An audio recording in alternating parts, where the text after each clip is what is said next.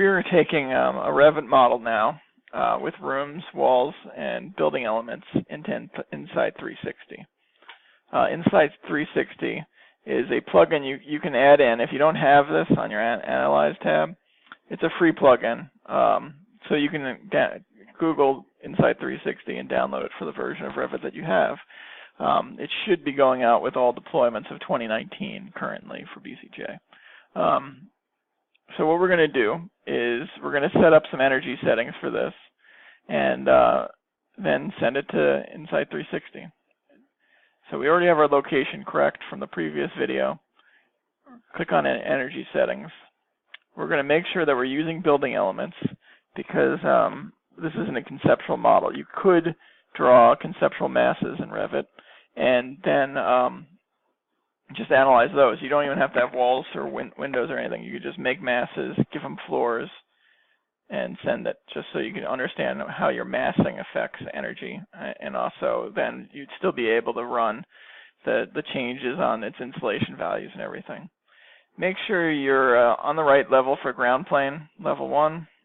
This project is all new construction. We selected single family for this house, and I selected this residential HVAC system. We'll see how well it works once we're in Insight.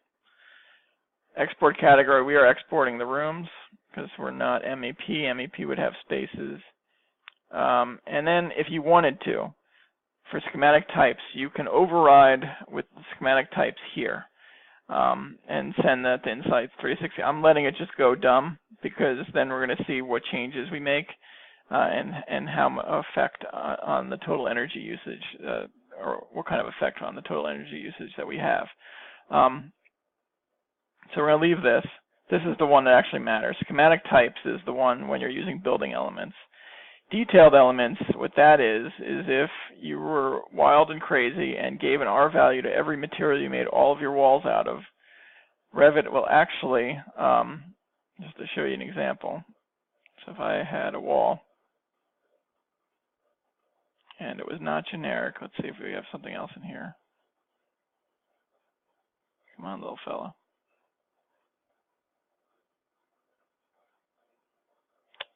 If with any walls that are made up of their structure, you can assign thermal properties to each of these materials, and Revit will actually add it up right here and figure out the entire R value for your wall assembly.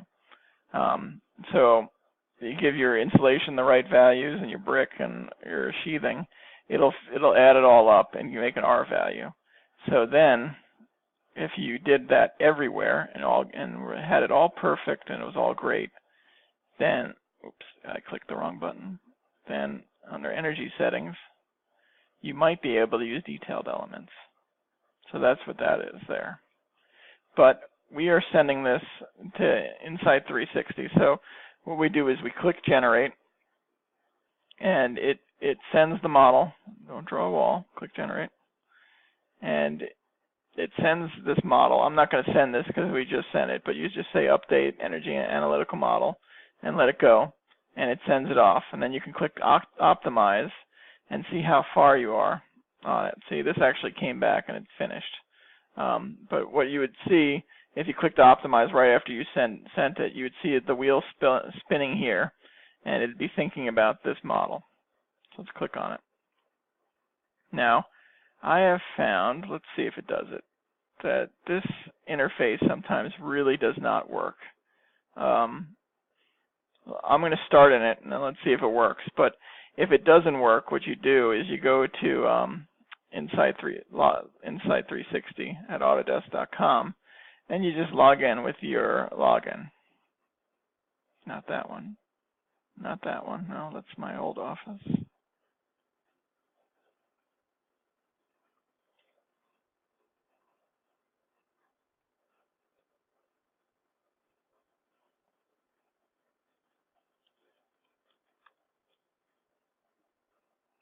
And it kind of takes you to the exact same location. So I can click on the same project here. So let's see if this works, first of all. So this is the one that comes up when you click in Revit, showing you your location, showing you how many dollars per square foot a year in energy you're using, and this is red, so we're using too much. Dollars is kind of worthless. If we're in the middle of nowhere in Montana, we might look more energy efficient if we look at how many dollars we're using per square foot, because the energy is cheap there. What we want to do is click on this and switch over to BTUs. And if it's not BTUs per square foot, if it's in metric, you want to bounce out and change your settings. And I don't know how to do that in here. I do know how to do it on the website. On the website, when you're in this interface, click on the gear here and switch us to old school imperial. So that way we get per square foot. So right now we're using 127 kBTUs per square foot per year. And we are above ASHRAE 90.1, so we're not even meeting code. So this is the best part about Insight360 is all these widgets where you can see what actually affects your energy the most. So first off, what I like to do is this is including solar energy, which we don't have right now. So I'm going to come down here to my solar energy and see this is 0%, 60%, 75, 90% of the roof is covered. Let's bring this down to 0. Oh, and when it does that, that means this interface sucks. So I'm going to actually drop out of this Revit interface and go right back to the one that I had on the website. So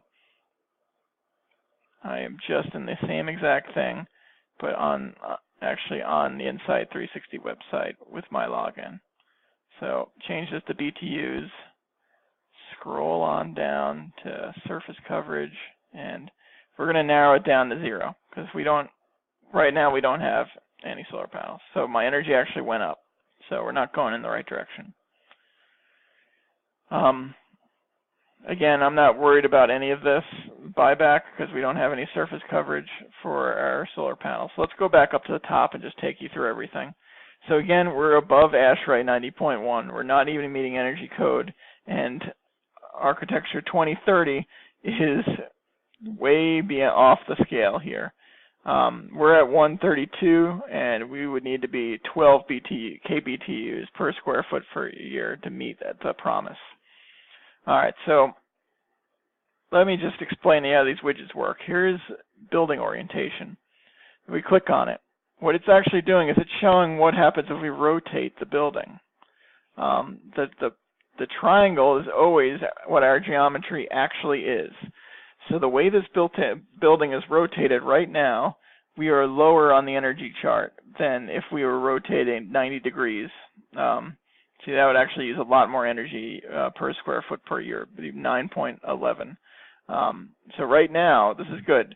We're going to narrow it down and say we don't have a range here that we're thinking about. We know this is the orientation of the building, and we're not thinking about changing it. If we were thinking about changing, we can narrow it down like that. But I'm actually going to just take it right down to the BIM model. And you can see we came back down in energy. Basically, the orientation we have selected is the same amount of energy savings as if we cover our roof with solar panels. And that's just 1 year. Obviously, the solar panels will pay off year in and year out. So this is the window to wall ratio. So this lets you see what your window ratio on walls is and if that makes a significant difference. So if I click on this, right now, our BIM model on the south side is 79% windows. So we actually aren't the lowest section. If we had 0 windows on our south facade, we would save money and also not have that fantastic view down the hill. So you can see what happens here. You can see here's 79%, 80% is a little bit higher, but 65% will actually save you almost 3 kBTUs a year. So if you wanted to work on it a little bit and say, I want to narrow it down to 65%, you could.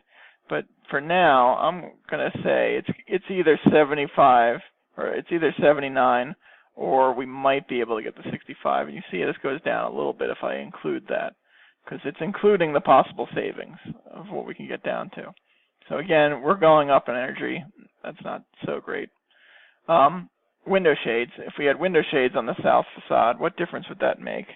You could see the BIM model here actually does save some energy, because I think we are shaded with the roof on the south facade. But there could be some analysis for more shades to save another 2.5 BTUs a year. But for now, I'm going to leave the geometry the way it is.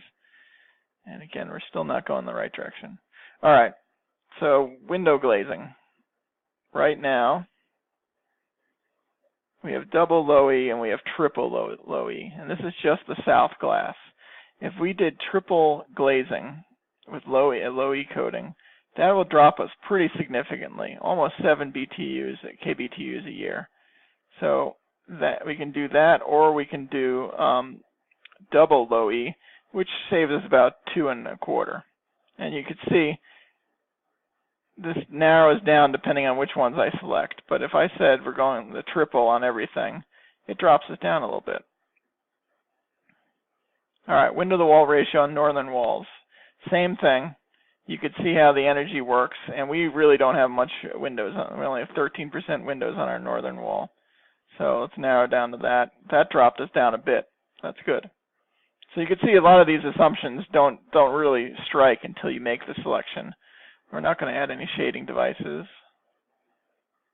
And window glass on the north side doesn't matter as much, because again, we're not getting much direct light. So if we just did double low E and narrowed it down to that. This is why making the assumptions in the Revit settings might not matter as much, because we're going to narrow it all down in here once we actually can see a comparison of what the differences are. So window to wall ratio, western walls, this is significant. If the less windows we have on our western side, the better. So you can see there's a big curve there with almost 30 BT. If we were 95% glass on that side, we would be catching a lot more energy, or we're using a lot more energy. So let's narrow this down, and we drop way down to where we actually have it modeled. Window shades, we'll just have it what we have modeled. Window wall, so this is the glass. Again, the double low E is pretty close to the triple. We could do triple on everything except north and just spend some money. Window to wall ratio, eastern walls. Again, you can see our east and west make big differences depending on how much glass we have. So I'm going to stick again with what we have. Drop us down a bit. Window shades, we're going to stick with what we have. And glass, let's stick with the triple. All right, wall construction. So this is a R13, but if we can get any kind of thicker insulation, it does make a significant difference. I'll drop us if we had SIP panels, or at least the equivalent of a 12-inch SIP panel.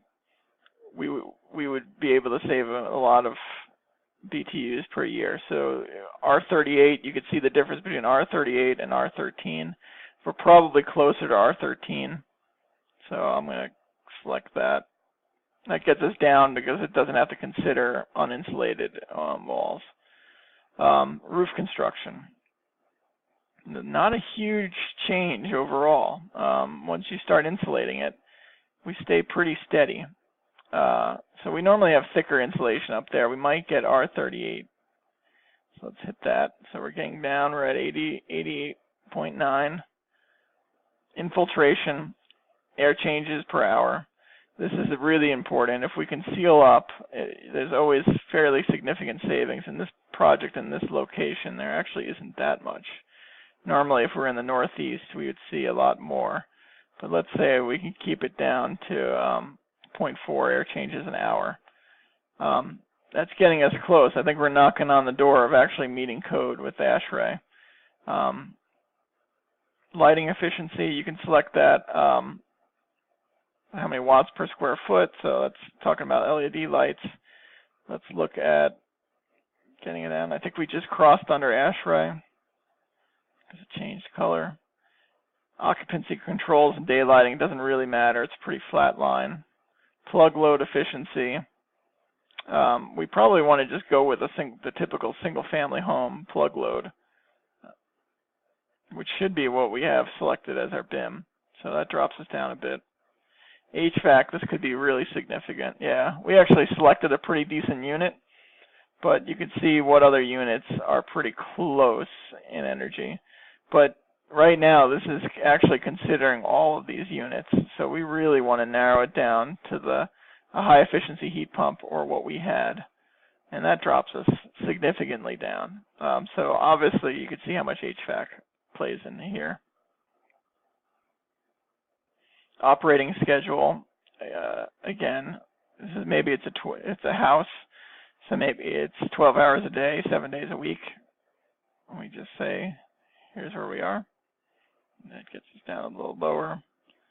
And then we're into the PV panels. We don't really have any of this, so the efficiency doesn't matter, and buyback limit doesn't matter because I made our surface coverage 0 to start off. So this is kind of where we are.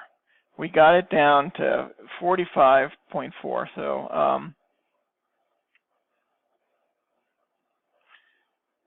ASHRAE 90 was 82.7, and ARC 2030 is about 11.5, 12.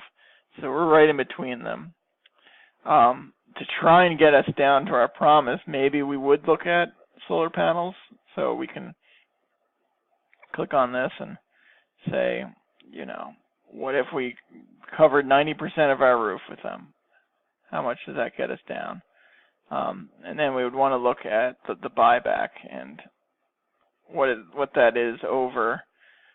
If we said there's a 30-year buyback, and then we look at our panel efficiency. So if we try and get a kind of middle-of-the-road panel efficiency, that's when we can start to really turn this around and really beat. So right now we're generating energy, and we've beaten the architecture 2030. But we can't do that without the solar panels. Without solar panels, we are about 44 kBTUs a year. So the nice thing about this is once you have your geometry set, you can come in here and play and help figure out, well, how much insulation should I put in the walls? What kind of windows should we be looking at? And you can try and balance out what you have based on the geometry and location that Revit gives it. So it's a pretty powerful tool for just making early decisions. And we don't even need to have all of the Revit geometry. We can make simple masses and start to see what makes the most sense. So this is just, again, a quick way of going through insight360 from Revit to hopefully solidify some ideas of where you can save the money, where it's worthwhile spending the money. Like on this project, overhangs maybe not as important as just insulation, air changes per hour, glass types, HVAC system. So those had very clear, like your wall construction, they have very significant curves to these charts here. So this really helps figure out where to get everything. So what you can then do is go back to your insight360 dashboard. And we got down to 0 on this one. That's pretty great. And we can export stuff. So you can export. And we can export. These are all the widgets. We can do that and hit export. I normally just do everything and export it. And it compresses it into a zip file. And then you have all these little charts. So you can lay them out on sheets or show them to clients without having to necessarily open up the web and take them through this kind of clunky interface. It should also export environmental data that you can then upload to the 2030 promise. So here's what it gives you. You can have all these little images to work with. It also gives you E+ energy analysis, and several other different types that you can import into other programs to run more detailed analysis. I haven't gotten into that a lot. It's something I can look into. But I know one of these you can also upload to the 2030 Promise website to prove what you're working on and that you are trying to meet these goals. And that's it. That's 20 minutes of a decent video. So if you have any questions, let me know, and we can work through this on an individual project-to-project basis.